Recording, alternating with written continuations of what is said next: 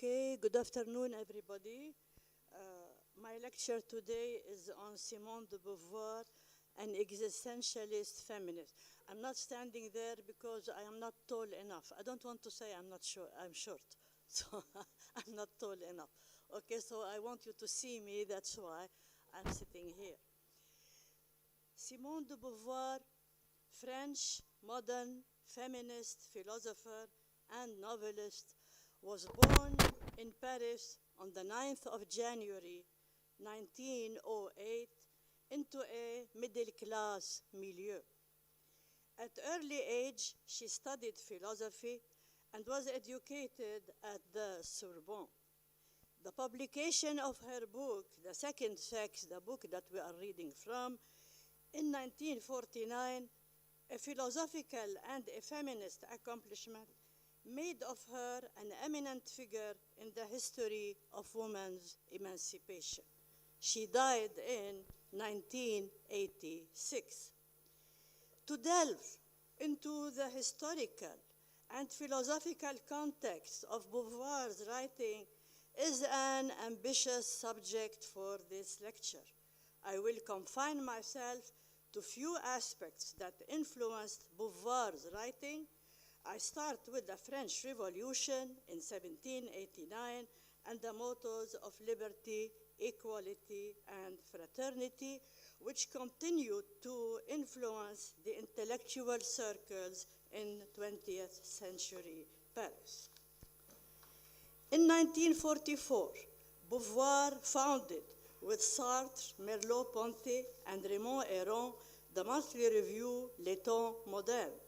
For 25 years, this review was a forum for political and philosophical debate.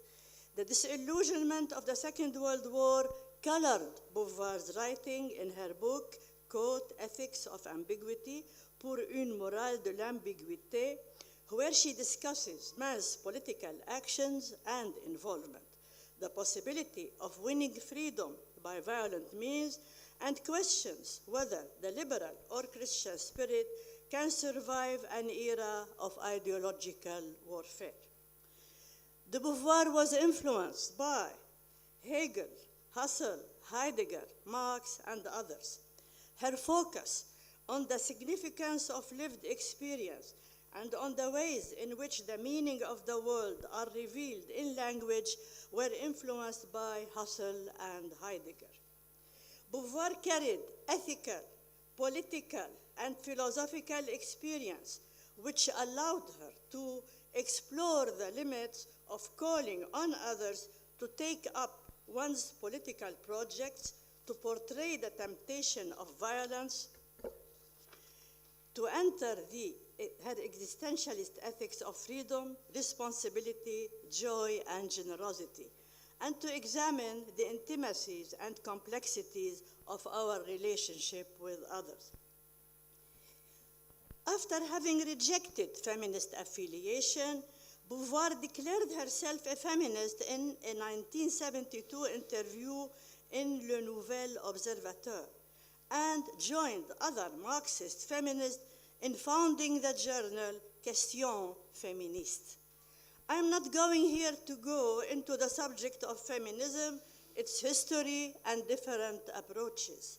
You will discuss this in your classes. I am going to mention briefly about socialist and Marxist feminism, and then go to existentialism, which is considered one of the basic foundations of the second sex. Socialist feminist is an approach to women's liberation dealing mainly with the economic and cultural sources of women's oppression.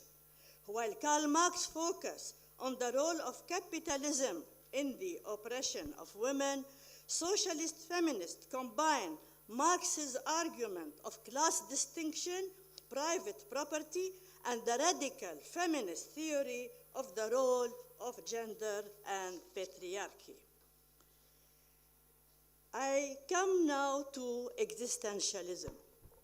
Simone de Beauvoir is influenced by her long-life companion Jean-Paul Sartre, the French existentialist philosopher. in the 20th century.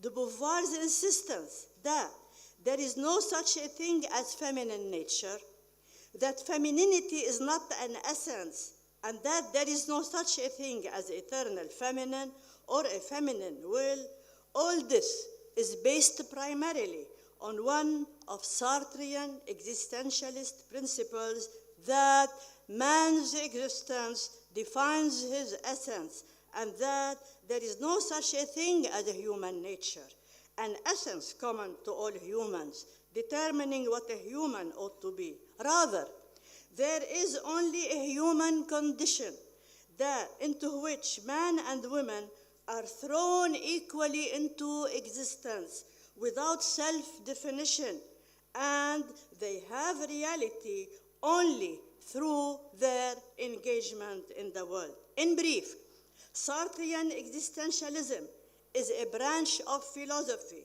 mostly concerned with the idea of choice, meaning, and the limits of existence.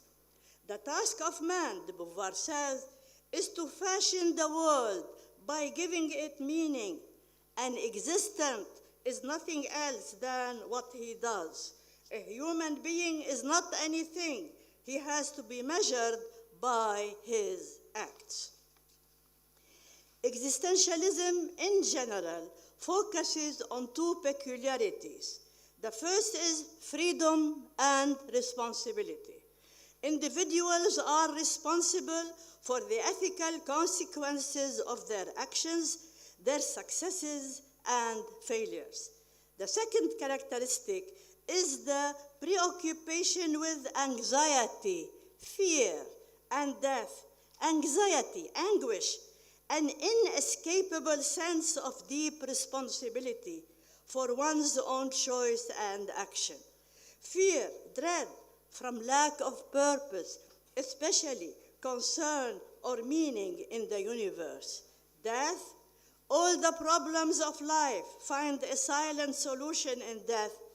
As soon as man comes to life, says Heidegger, he is at once old enough to die. He is in fact a being towards death. De Beauvoir focuses on joy as well as anxiety.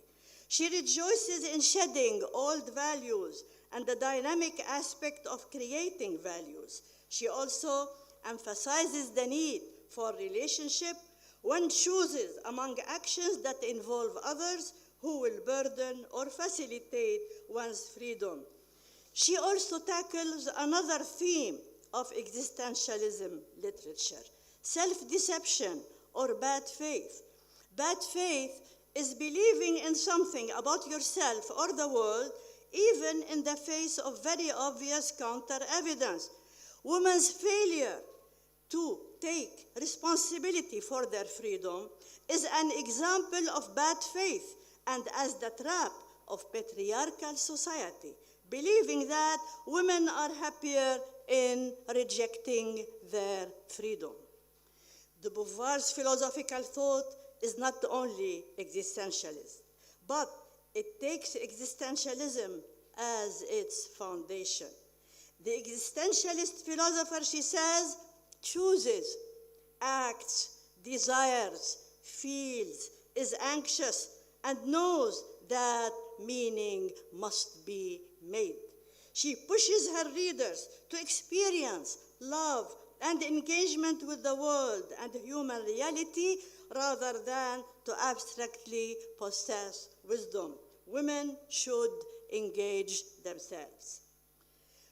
Now we come to the central thesis in the second sex. You can follow your fly sheet. It is a detailed fly sheet. You will have no problem whatsoever. The second sex is rated as Simone de Beauvoir's masterwork and one of the most influential analyses of women's situation in the 20th century.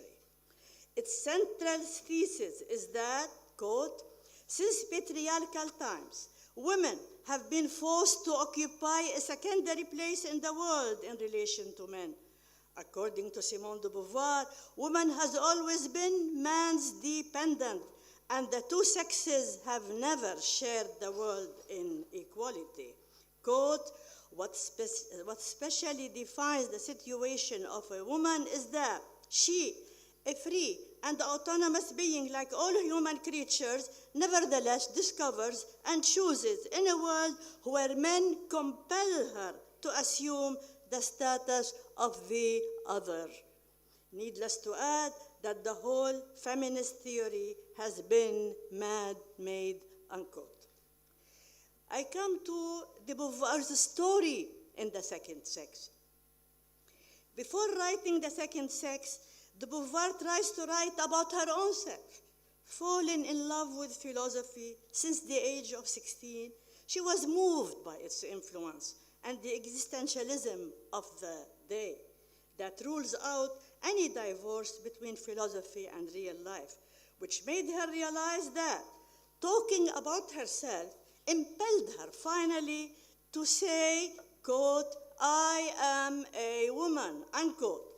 And on this assertion are based all further analysis. Hence, The Second Sex shows us, along with other important subjects, what it means to be called a woman or to call oneself a woman. When de Beauvoir says, I am a woman, she means, first of all, that she is making the verb to be, signifying existence, is always becoming a process that only comes to an end in death. Secondly, she means that, quote, there are women in the world, and I, Simone de Beauvoir, am one of them, unquote. However, she does not tell us what kind of woman she is, for the woman's whatness defines her essence, which is in the making. Woman, it follows, is not a complete reality, but rather a becoming, always in the process of making herself what she is in interaction with the world. This is how de Beauvoir uttered her well-known phrase that, quote, one is not born, but rather becomes a woman, unquote. Following this reasoning, she has to say also that one is not born, but rather becomes a man. Man and woman are human beings as much as they are man and woman. At this point, de Beauvoir distinguishes between two terms, sex and gender.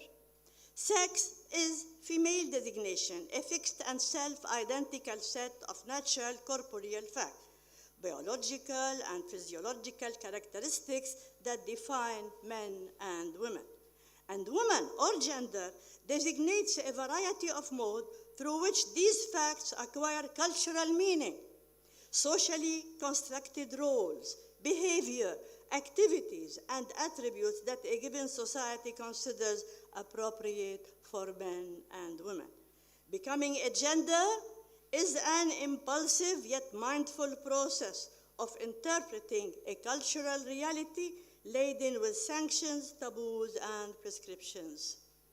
Rather than a radical act of creation, gender is a tacit project to renew one's cultural history in one's own terms. An important cause of oppression is when gender norms are taken in the present through strategies that remain more or less disguised. Being a female does not necessarily make of her a woman. Instead, she becomes a woman through lived experience and interaction with the world. I come now to women's situation. De Beauvoir describes the woman's situation. Quote, the situation of women is that she, a free and autonomous being like all human creatures, nevertheless finds herself living in a world where men compel her to assume the status of the other, unquote. Man, conceiving himself as the essential being, the subject, has made woman into the inessential being, the object, the other. Following Hegel, de Beauvoir maintains that, quote, otherness is, as such, is a fundamental category in human thought, unquote. She suggests that, quote, the transition to a state of culture is marked by the development of binary opposition, unquote. This phenomena she associates with the Hegelian master-slave dialectic. Things become clear if we find in consciousness a fundamental hostility towards every other consciousness. The subject can be posed in being opposed to the other, the inessential, the object. It is woman who is defined through the viewpoint of the masculine subject. In whatever way, while de Beauvoir uses the Hegelian dialectics to depict the original oppression, and in the case of woman, she is oppressed by virtue of her otherness, woman is the other because she is not man. In order to become a self, she must make herself whatever to be. In spite of this, de Beauvoir does not situate man as a master and evidently woman as a slave by means of this dialectic. Simply, woman is not a slave in relation to man, she is the absolute other. This interpretation finds direct support in the second sex, when de Beauvoir maintains, quote, to regard woman as a slave is a mistake. There were women among the slaves, to be sure, but there always been free women, that is, women of religion and social dignity. They accepted man's sovereignty, and he did not feel menaced, by a revolt that could make of him in turn the object. Woman thus seems to be the inessential, who never goes back to being the essential, to be the absolute other without reciprocity, unquote.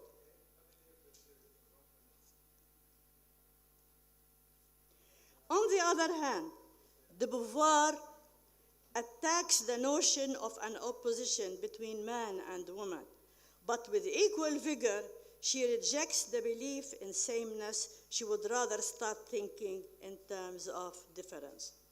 In the case of sexual difference, the self-other opposition is intensified because, quote, the duality of the sexes, like any duality, gives rise to conflict, unquote.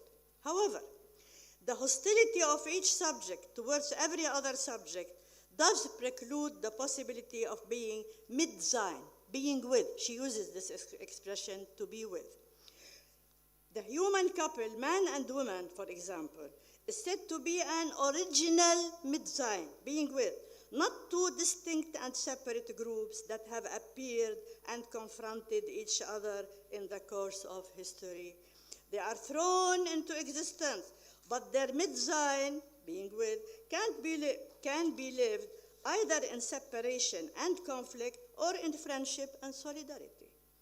There can be a relation of otherness between equals in which conflict, though not eliminated, is relativized by reciprocity. The recognition by each of the other's freedom as equal to his or her own, if, however, the situation of the protagonist is, to begin with, unequal, then instead of a reciprocal relation, tension will be created. Otherness will be of a second kind, involving oppression. After all, man and woman in de Beauvoir's views, quote, have to be human before being male and female. They are destined to transcend themselves, and their existence is justified through the expansion into an open future and their engagement in freely chosen ventures and its reaching out towards other liberties. When these possibilities are precluded, there is a degradation of existence and subjection to given conditions that is absolute evil, unquote. These are the words of Beauvoir. Either they can live together peacefully or they can be antagonistic to each other, if she's considered like the other. I come now to the philosophical framework of the second sex. The second sex is a work loaded with material, driven from social history. Its philosophical framework is made up of three philosophical distinctions and a philosophical anthropology. You find this on your flash sheet. First, distinction between subject and the other. Second, distinction between action and function. Third, distinction between transcendence and immanence. Fourth, a philosophical anthropology, which sees the human individual as a free, autonomous, historical being who is inserted into the world by means of a body, but who is not for all that chained to a fixed and unaltered destiny. I start with the subject and the other. The subject in the second sex is the self, consciousness, the absolute, the sovereign, and transcendence. She uses these words. Male human beings are assigned to this category. As to the category of the other, female human beings are assigned. It is associated with submissiveness, dependence, subordination, limitation, and immanence. 2, actions and functions. Actions are the means whereby one sets goals, the means by which one annexes the world, the means whereby one achieves self-realization, the means by which one creates, the means whereby one lays foundation for a new future. As to the function, they are simple, vital processes, that is, instinctual forms of behavior, labors, which produce nothing new, cares, which confine one to the present, which are endlessly repeated. Giving birth and suckling, for example, are not activities. They are natural functions. The fact that women have historically been forced to perform does not demand that the category of function is a female category, so that women's liberation would necessitate a transcendence of the feminine. Women's liberation is not the transcendence of the feminine. It is freedom from immanence, from having endlessly to perform functions prepared from birth only to catch a man, that is to make herself his prey and to bear children dependent on man and confined as his property in his house. It is not surprising that woman has no grasp on the world. The eternal feminine, meaning the ideal woman who cooks and she's a housewife and she waits for her husband, etc., the eternal feminine, is to be explained not as an essence, but as a synthesis of economic, social, historical conditioning. Number 3, transcendence and immanence. Transcendence refers to a sphere or mode of existence characterized by a transcendence, by activity, by freedom from biological life, by the freedom to burst out of the present and into the future, and by a capacity to transform the world so that it accommodates itself to one's intention.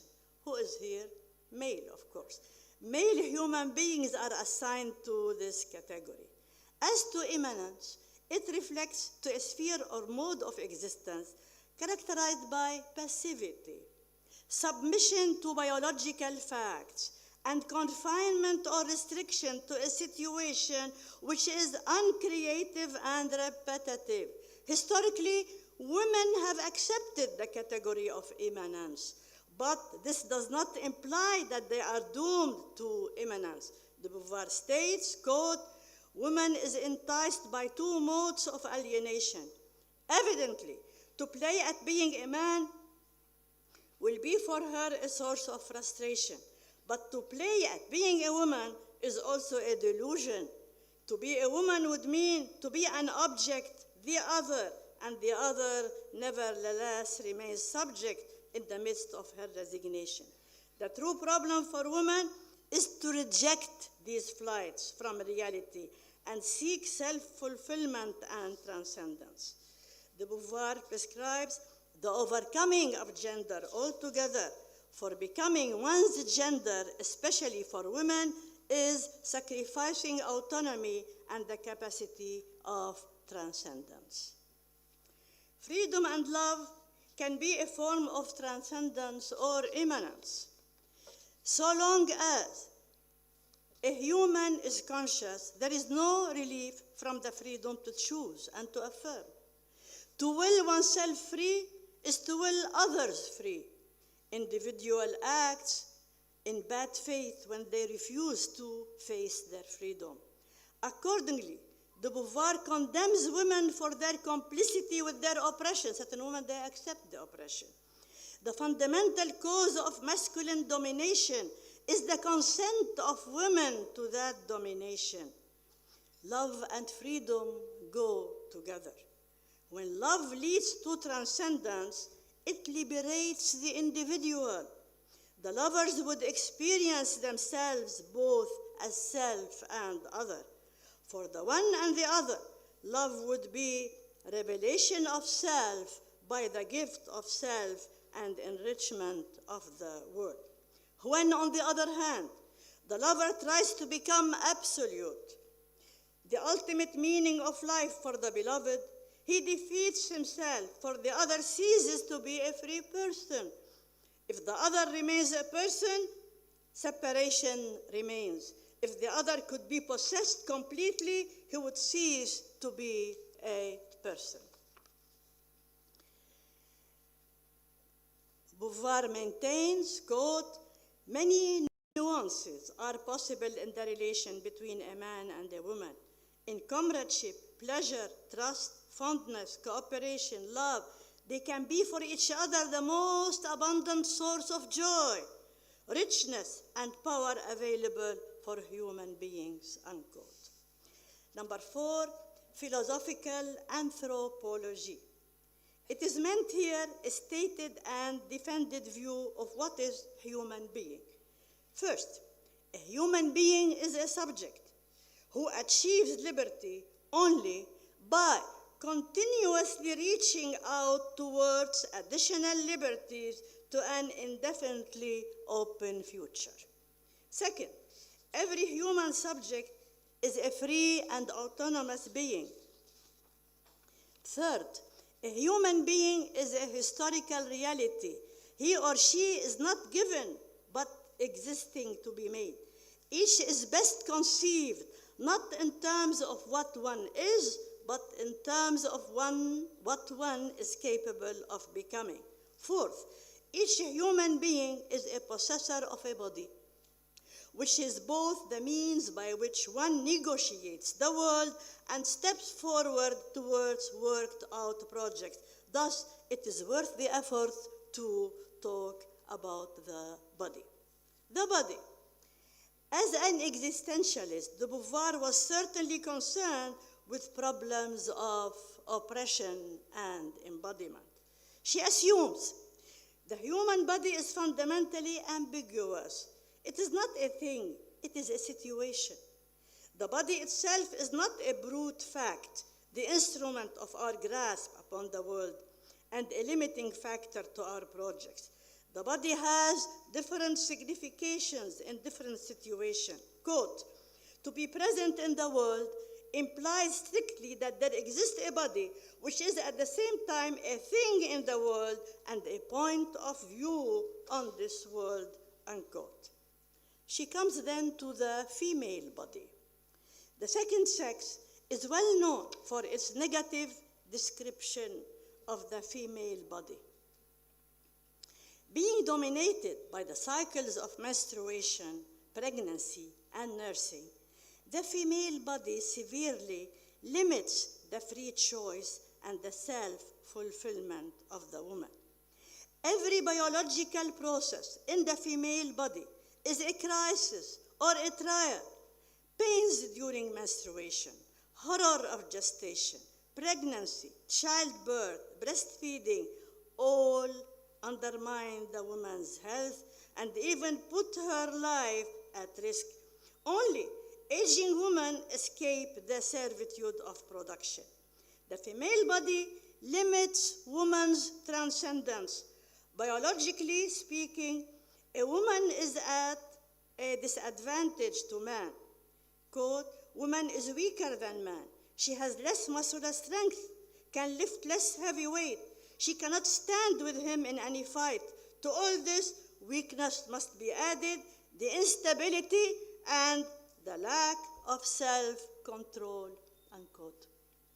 Beauvoir sees the female body demanding so much of women's energy that it saps her potential for engaging in creative activity. This is why, quote, when women are so busy attending to their deficient bodies, they have no time to improve their minds, unquote.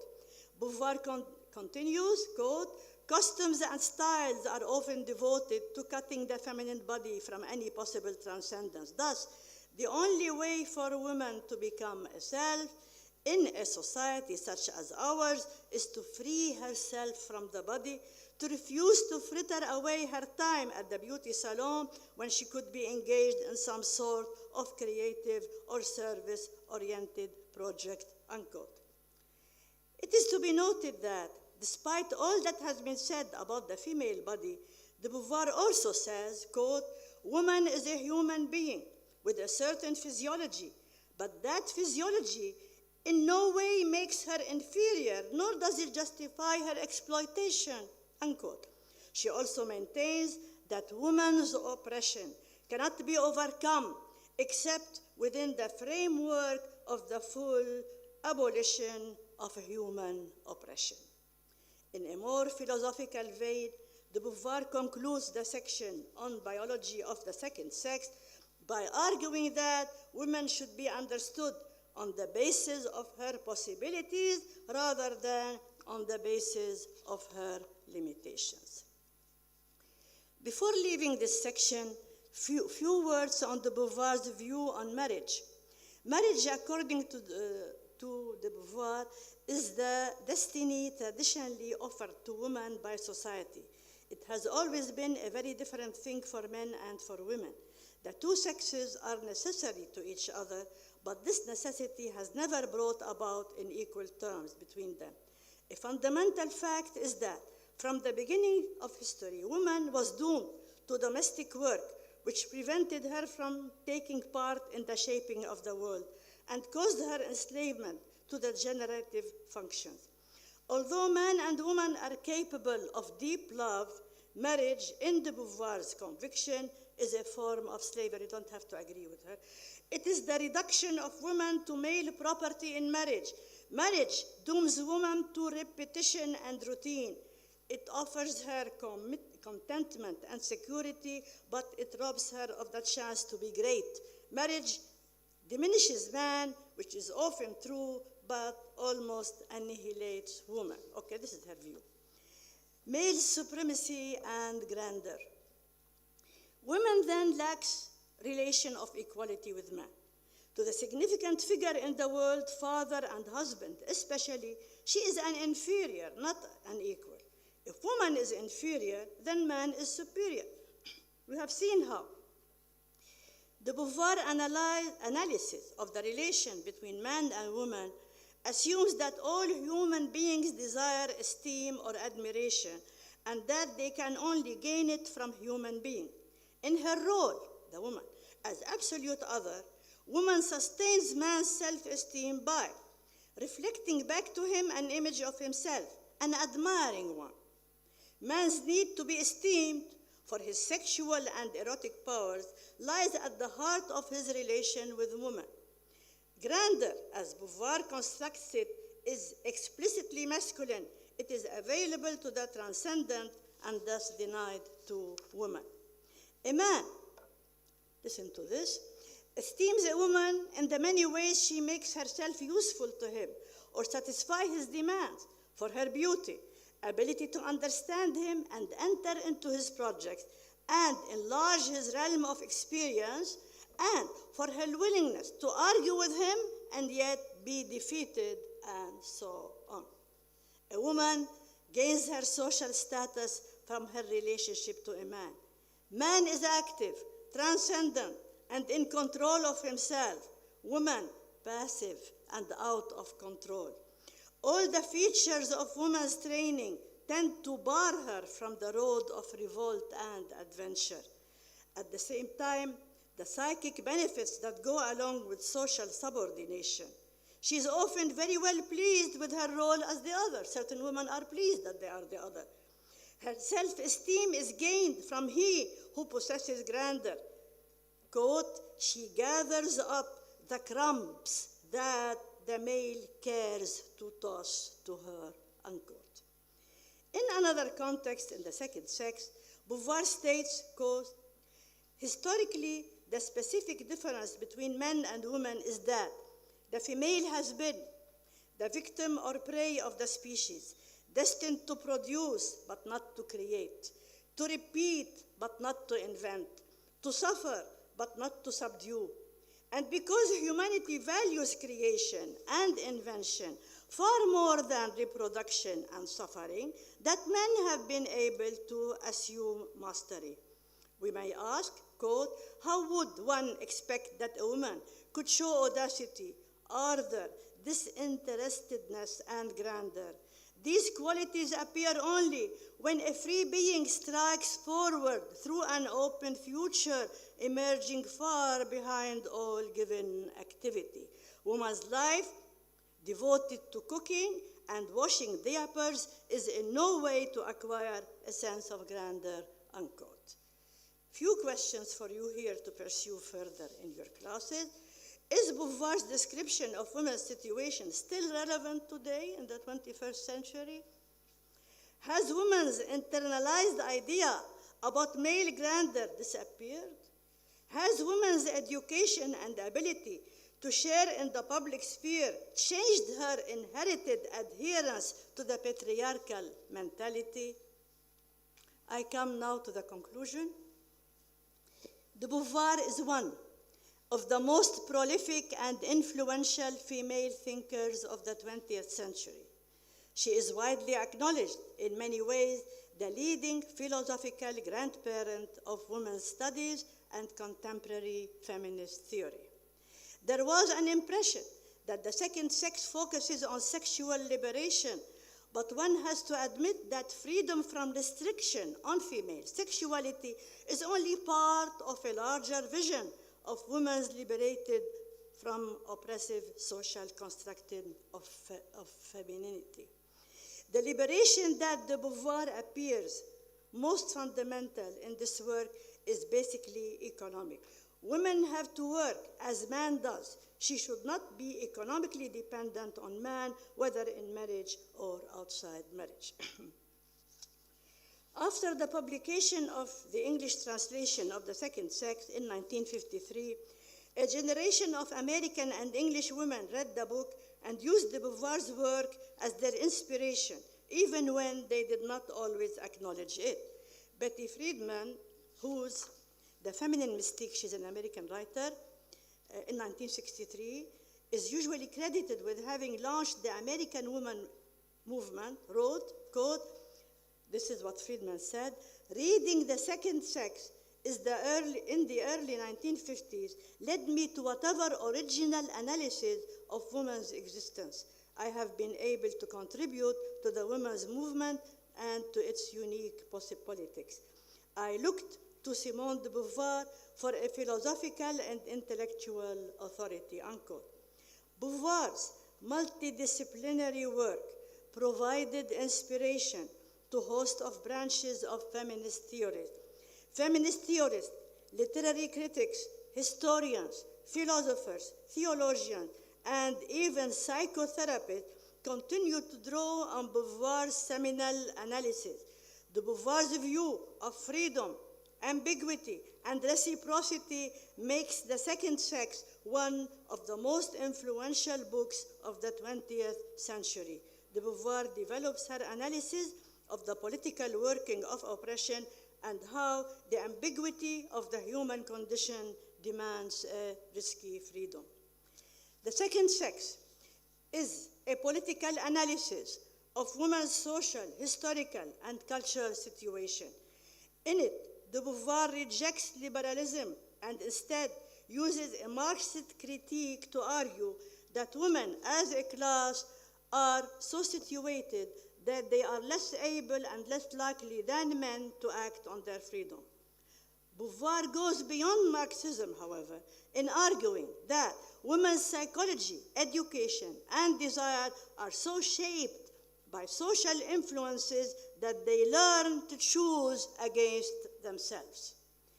As science historian Donna Haraway writes, she is a professor in California, quote, despite important differences, all the modern feminist meaning of gender have roots in Simone de Beauvoir's claim that one is not born a woman. Simone de Beauvoir's message in The Second Sex is that women's oppression cannot be overcome completely except within the framework of human oppression. Women's situation prevents them from realizing their oppression. All oppression creates a state of war. Only when oppression ceases will genuine solidarity be possible between men and women. Meanwhile, it is conforming to hear the last words of de Beauvoir in The Second Sex. Quote, it is for man to establish the reign of liberty in the midst of the world of the given. To gain the supreme victory, it is necessary for one thing, that by and through their natural differentiation, men and women unequivocally affirm their brotherhood. Thank you for your attention.